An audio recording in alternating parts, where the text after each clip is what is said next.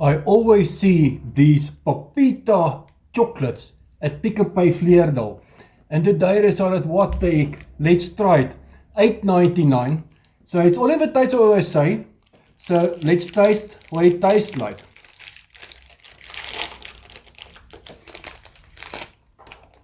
That's what it looks like. Quite interesting. This is for strawberry flavor specifically. Here goes.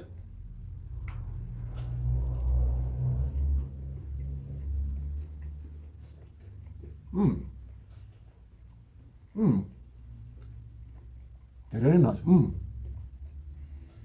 Can taste the strawberry. Also a biscuit underneath.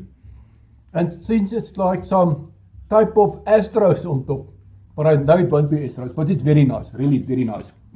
Soft and the biscuit is very crunchy. It's very nice. I'll rate this an 8 out of 10. Thanks guys, love you all till next time.